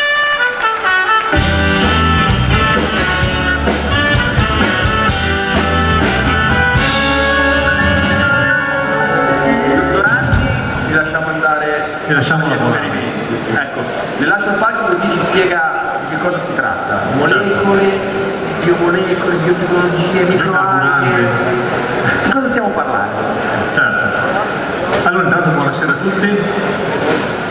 Noi stiamo vivendo in un mondo che presenta dei problemi.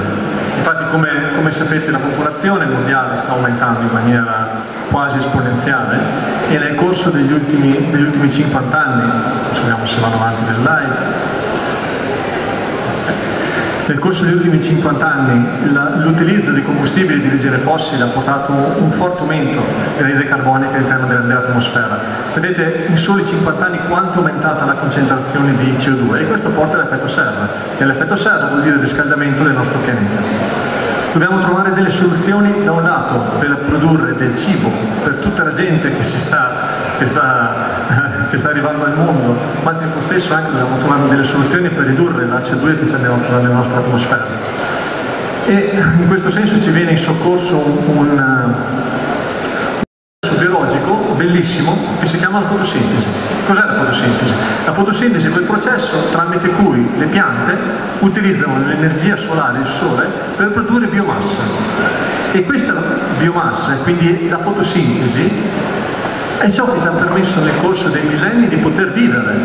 Infatti tutta la vita che c'è sul nostro pianeta dipende proprio dalla fotosintesi, dipende da questo meccanismo per poter utilizzare la luce del sole. E quindi tramite l'agricoltura noi coltiviamo le piante per il nostro cibo, diamo da mangiare agli animali per poi avere chiaramente altre forme di cibo che non sono vegetali. Alla base di tutto sta sempre la fotosintesi. Ora, quello che noi possiamo fare è di trovare delle soluzioni innovative, alternative e complementari all'agricoltura per poter utilizzare ancora di più questo sistema di utilizzo dell'energia del sole.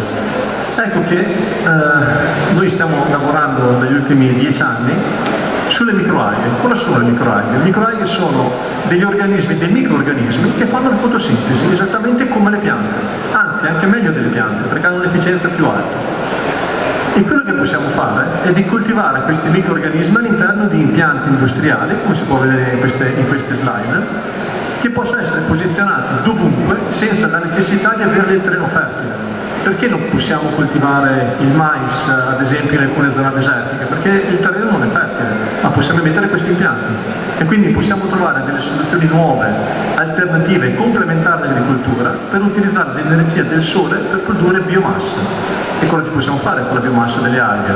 Beh, ci possiamo fare veramente tante cose. Un esempio è quello dei biocarburanti. Io posso prendere queste culture di alghe, posso estrarre l'olio e dall'olio posso estrarre il biodiesel, da cui direttamente alimentare le nostre automobili.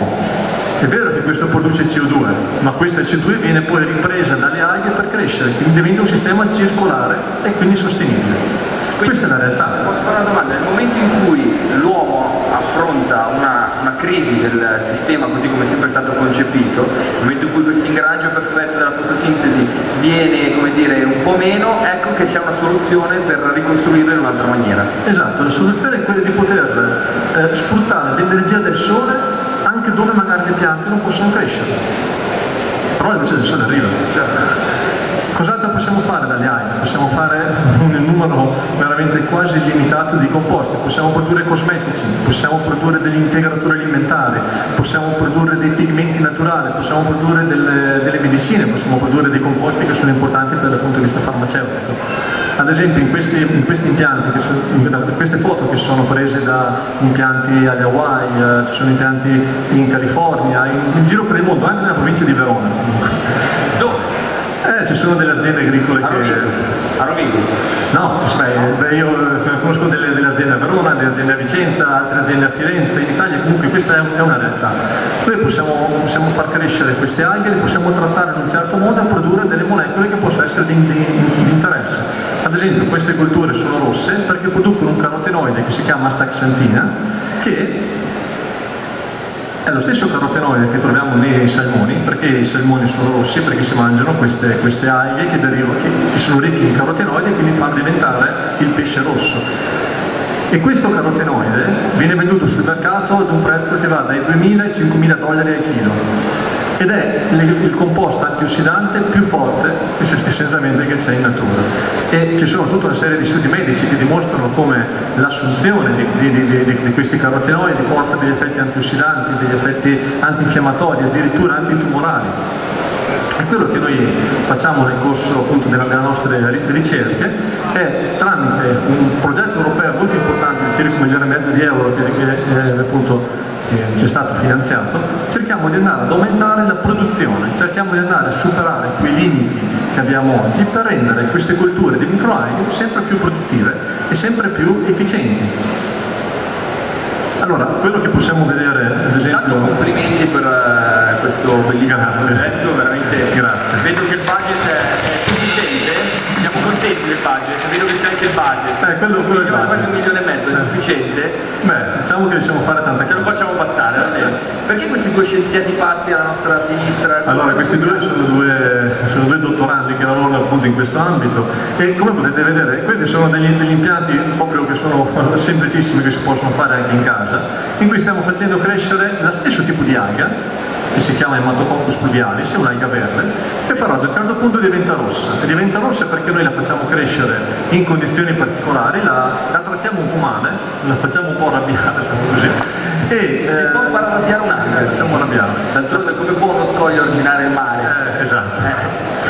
Quando la facciamo crescere in alcune condizioni particolari inizia a produrre questo carotenoide appunto che si chiama astaxantina.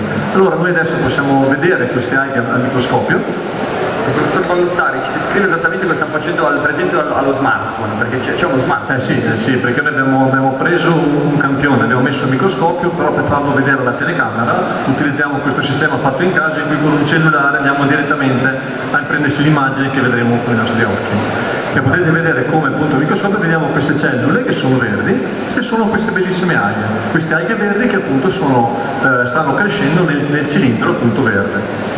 Ora se noi cambiamo il vetrino, ecco, cambiamo il vetrino dunque, e vediamo quelle altre, vediamo le altre alghe che stanno crescendo nel cilindro rosso e vedete, non so se si riesce a vedere, però che sono tanto molto più grandi, sono rosse, proprio perché stanno accumulando questi carotenoidi che appunto vengono venduti fino a 5.000 euro, a 5.000 dollari al chilo. Allora cosa facciamo noi? Quello che noi facciamo è cercare di andare ad ottimizzare da un lato le condizioni di crescita, ma dall'altro anche andiamo a studiare le caratteristiche fisiologiche e biologiche di questi organismi per farli crescere sempre meglio e nella maniera sempre più efficiente. Sono già un 20 euro. Possiamo già fare. Sì, d'altronde esatto. Il prezzo al chilo. E quello che possiamo fare ad esempio è prendere dei campioni di queste cellule. Prendiamoli. Avete i campioni, eccoli lì. Sono dei campioni di queste cellule? Prendiamo dei campioni da queste cellule, quello che possiamo fare è di appunto ad esempio estrarre questi carotenoidi. Certo. Ora, con questi carotenoidi hanno una natura idrofobica, quindi vuol dire che li possiamo estrarre ad esempio in olio, oppure li possiamo estrarre in alcol. Quello che stanno facendo i ragazzi adesso è centrifugare per appunto cucina alla fine cucina. Allora centrifugando quello che riusciamo a fare è estrarre appunto i vari pigmenti. Adesso quello che possiamo tornare nelle slide.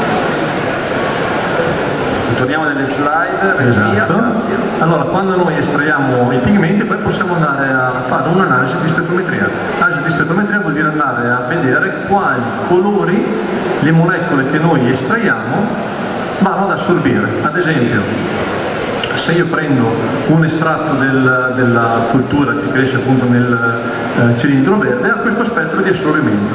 Allora, questo spettro è essenzialmente la capacità di assorbire i colori che sono riportati in basso. Ecco, vedete nell'immagine due estratti, quindi l'estratto verde e l'estratto rosso. Questo è lo spettro di assorbimento dell'estratto dalle cellule verdi.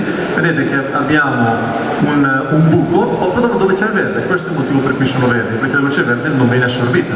D'altra parte guardiamo invece le cellule che sono rosse e vediamo che lo spettro di assorbimento è molto diverso, e quello in particolare che cambia è il fatto che le cellule rosse accumulano questo carotenoide che si chiama astaxantina, e se noi facciamo lo spettro dell'astaxantina da sola, isolata, vediamo che appunto è ciò che è responsabile della variazione di assorbimento delle cellule rosse. Fantastico, fantastico. E a livello, diciamo così, pratico, innanzitutto i suoi due studenti, i suoi dottorandi sono comportati bene, possono smontare? Sì, sono comportati bene. Al netto del progetto che è stato finanziato, comunque, che cosa servirebbe in più per questa ricerca? Il problema che abbiamo sono i costi di produzione, nel senso che sia per fare biocombustibili, sia che per fare cibo, che per produrre molecole di questo tipo, abbiamo dei costi elevati di produzione, perché la resa alla fine che abbiamo in biomassa, in molecole, in biocarburanti non è ancora sufficiente. Il motivo è essenzialmente che è come se noi volessimo prendere il pomodoro originale, che prima ancora che venisse coltivato, e coltivarlo oggi con le modalità che abbiamo oggi. Le rese che abbiamo oggi con l'agricoltura derivano dal lungo processo di selezione che è stata fatta nel corso dei secoli per arrivare alle varietà che viene fatta tuttora, per arrivare alle varietà che abbiamo oggi. Quegli impianti di microalghe che oggi abbiamo in giro per le varie aziende sono in realtà impianti che sfruttano ceppi pescati negli ambienti naturali, che però devono essere e possono essere migliorati facendo appunto una pratica di biotecnologie. Noi tramite le biotecnologie stiamo cercando di andare a migliorare questi ceppi per rendere sempre più produttivi. Grazie mille al professor Ballottari, grazie mille ai suoi due dottorandi, dottor Giuliani, dottor Perozzeni, grazie mille. Allora non bisogna di smontare, immagino. Lo smonto. Magari se il ritiro non dà fastidio, mentre loro smontano e portano via quelle alghe che adesso costano già 52 euro, 53 euro, noi possiamo suonare qualcosa. Mi è rimasto solo questo dubbio che io già alle medie tantissimi anni fa usavo il vetrino, invece il vetrino è rimasto negli anni. Eh sì, è rimasto. Cioè è una cosa che non è cambiata, il vetrino è ancora quello. Ballottari l'hanno censurato. Per le osservazioni di base è ancora quella più... L'ABC. Scrivilo. Nelle osservazioni di base è l'ABC. Però scritto anche la tua, si può fare arrabbiare un iPad. È una domanda importante. Grazie ancora professor Ballottari, grazie. Cosa suonate? Suoniamo Mondo Nuovo, che parla anche per oggi il sole è stato assai brillante, è perfetta per questo argomento. Regillo!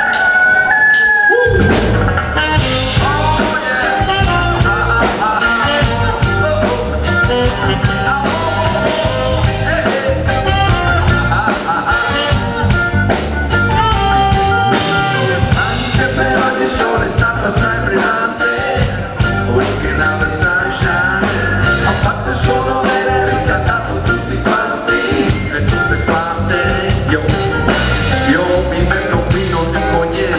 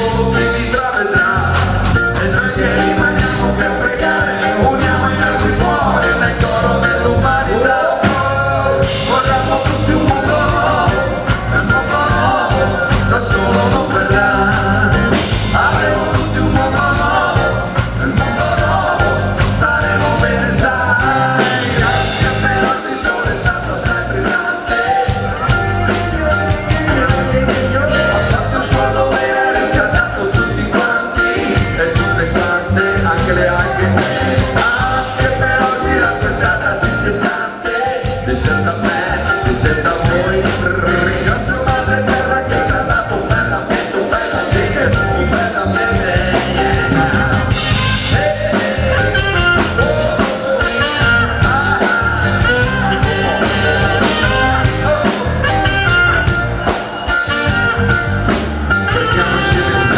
Non prego solo Dio, ma prego tutti gli dei, riappacificatevi, fatelo almeno voi. Non prego solo Dio, ma prego tutti gli dei, riappacificatevi, picatevele in testa, riappacificatevi, riappacificatevi, picatevele in testa, riappacificatevi, riappacificatevi, picatevele in testa. Vorremmo tutti un mondo nuovo, nel mondo nuovo, da solo non verrà.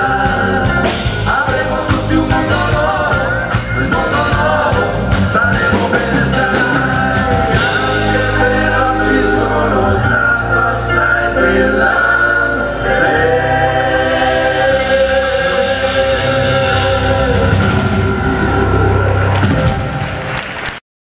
Riuscite veramente tremendo come penso molti altri, però ci sono persone come la professoressa Luigina Mortari che possono aiutarci in questo. Accoglietela con un applauso perché è emozionatissima.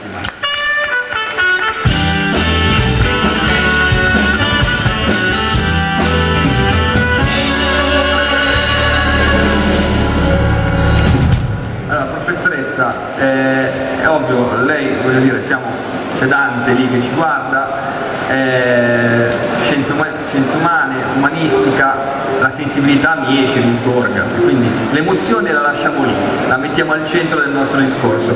Le lascio il palco, prima le chiedo soltanto di che cosa stiamo andando a parlare adesso. Andiamo a parlare di una ricerca che dura ormai da molti anni, che stiamo facendo nelle scuole del nord Italia, del centro Italia, in particolare a Roma, nelle scuole di Rebibbia, del quartiere di Rebibbia. Perfetto, l'ascolto, sono qua, non vado. Se ha bisogno di un adolescente turbolento io sono qui.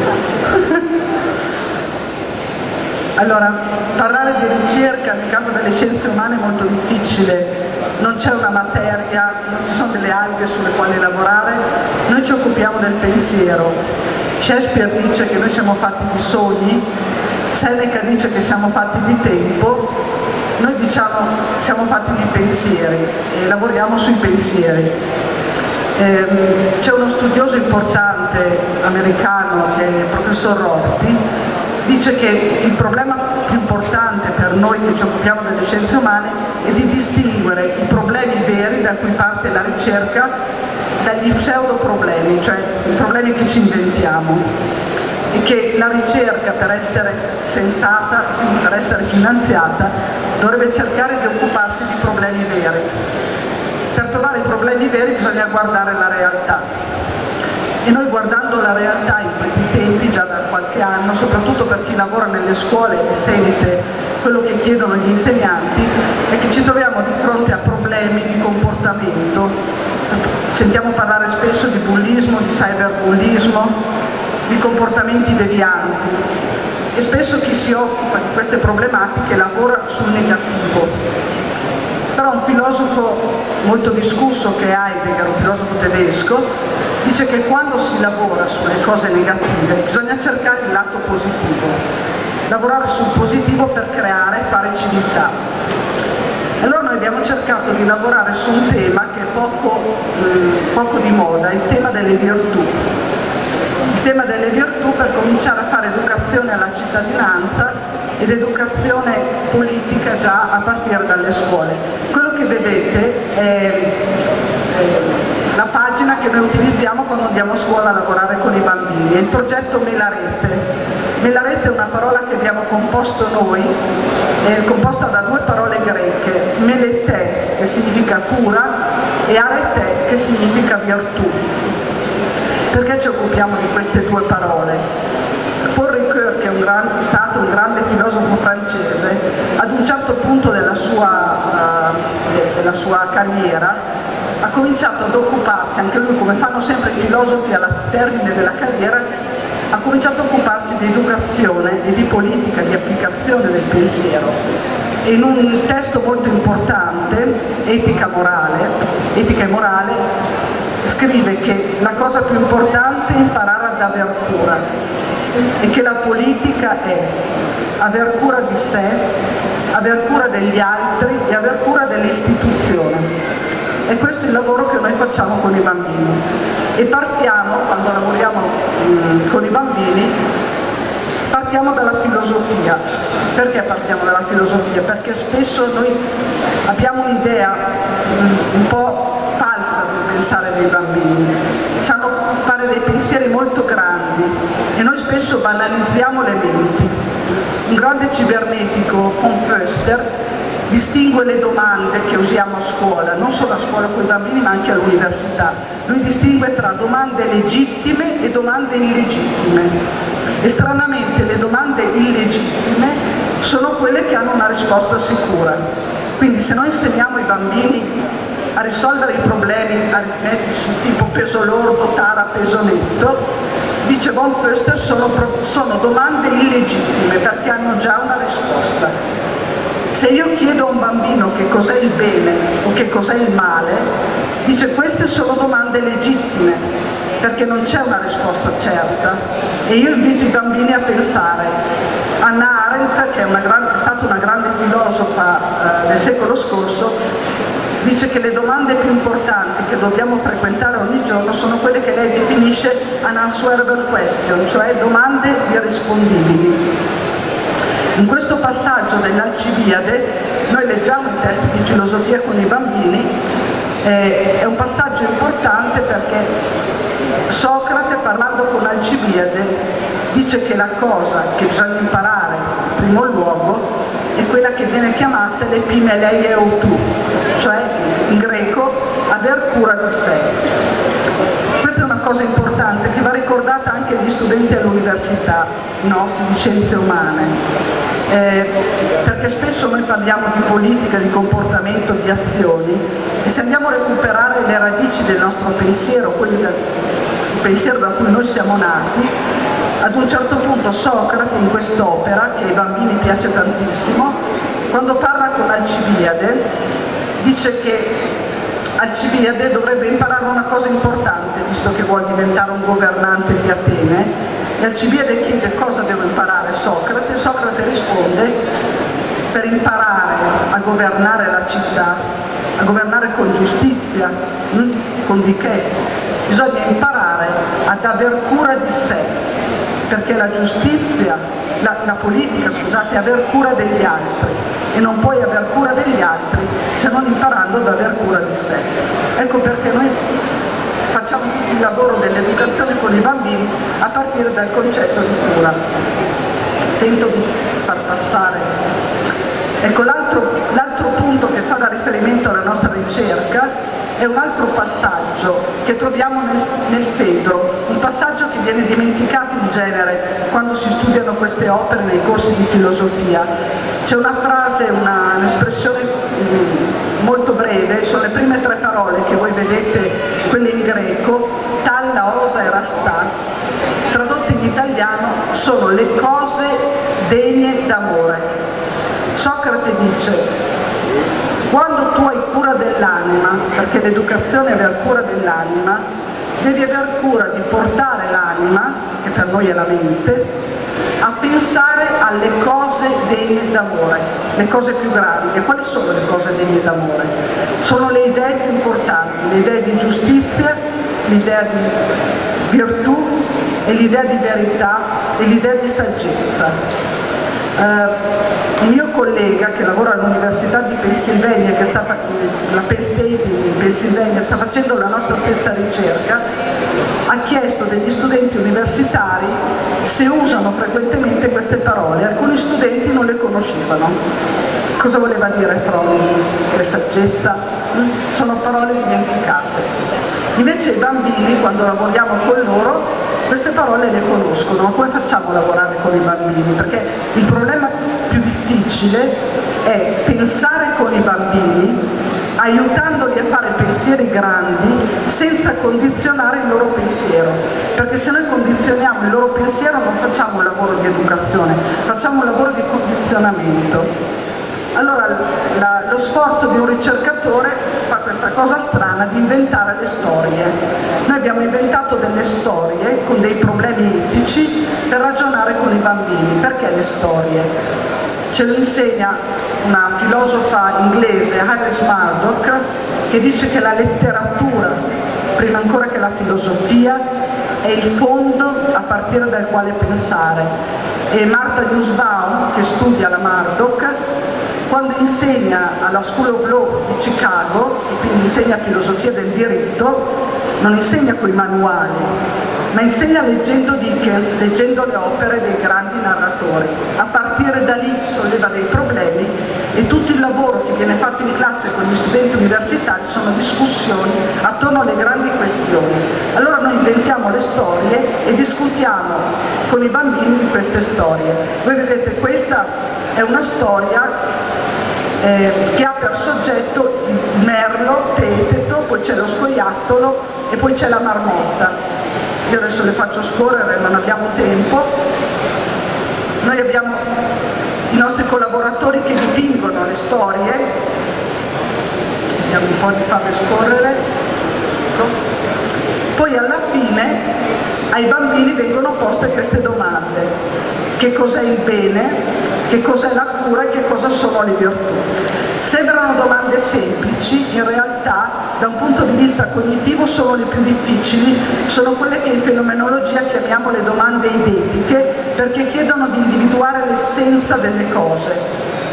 E questi sono bambini della scuola dell'infanzia, sono i dati che noi raccogliamo e che mettiamo in comparazione con i dati che ci vengono dalle stesse scuole americane che fanno la ricerca con noi. Un bambino di 5 anni dice che il bene vuol dire che hai tanta amicizia con gli amici e con tutti quelli che conoscono e che ci fai amicizia. Bene significa fare vivere, dare agli altri il cibo e dare da bere e volere tanto bene agli altri. Anch'io voglio bene a Chiara. Anch'io le voglio bene. Se penso al bene penso alla mamma, un altro dice bene vuol dire bene, giocare bene. Bene vuol dire raccogliere i fiori bene, non strappare quelli che qualcuno ha piantato, ma strappare quelli sull'erba. Che vuol dire andare a prendere quelli del prato, no? E non quelli che sono nel giardino. Questi sono i disegni perché con i bambini piccoli, cioè quelli che non sanno scrivere, il modo per rispettare il loro pensiero è farli disegnare e poi registrare con il registratore quello che dicono. Una bambina dice questi sono disegni, ecco, è bene spiegarli, che vengono dai bambini delle scuole del quartiere di Rebibbia. Un modo per fare ricerca etica è andare gratuitamente, quindi senza nessun sostegno dal punto di vista della ricerca, così come intesa, ad aiutare le scuole che sono in difficoltà.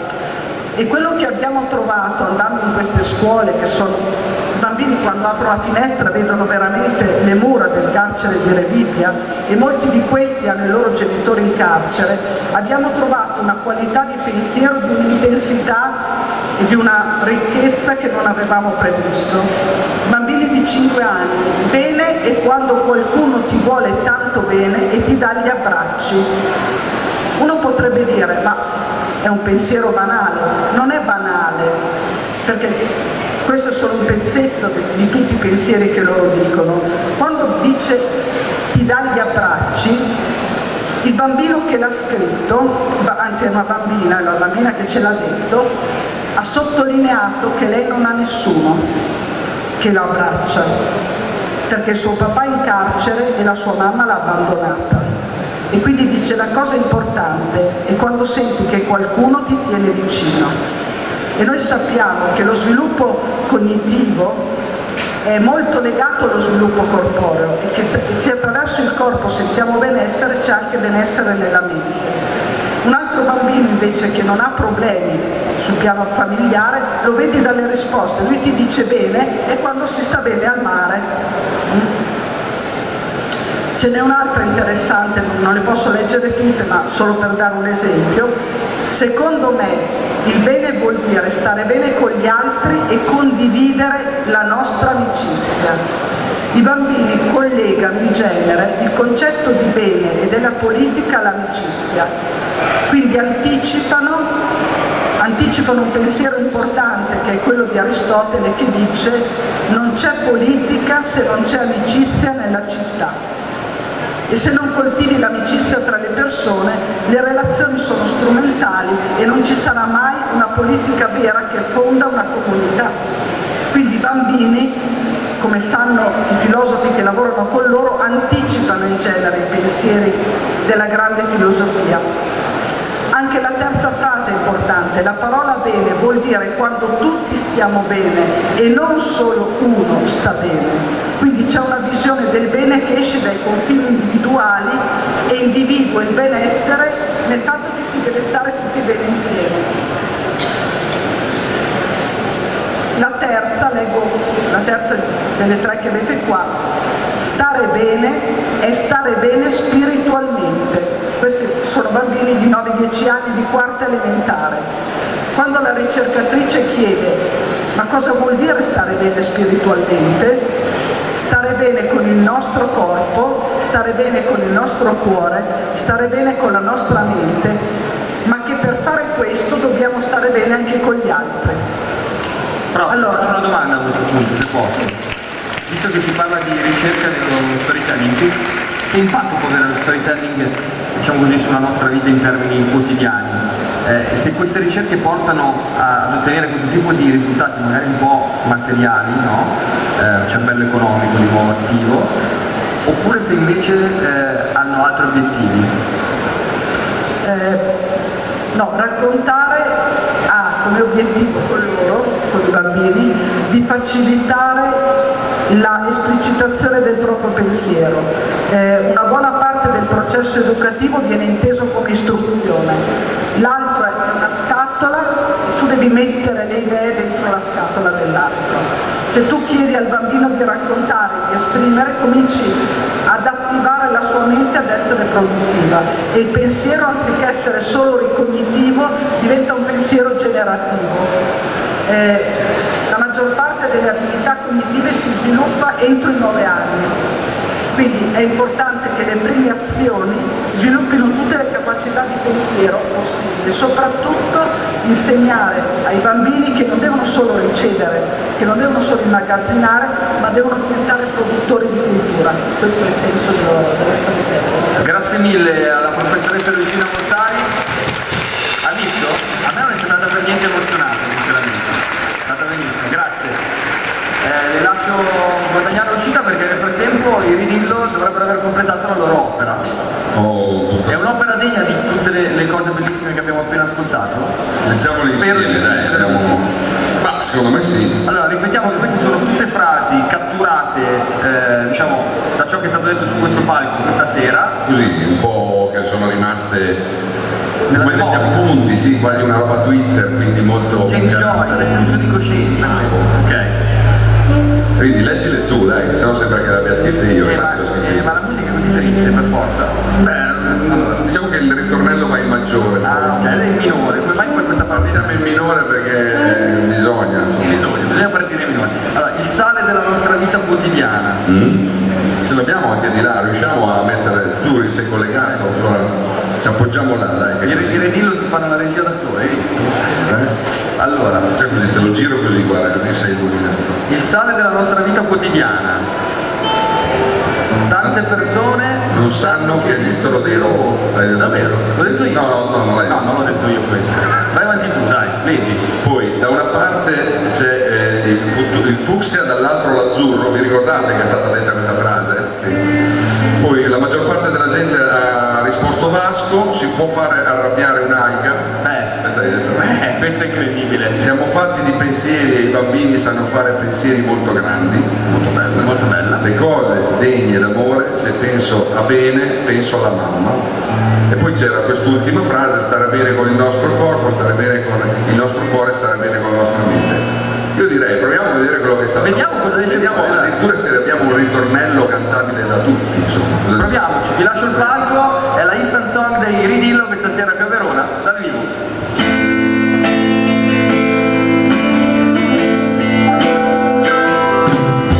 Il sale della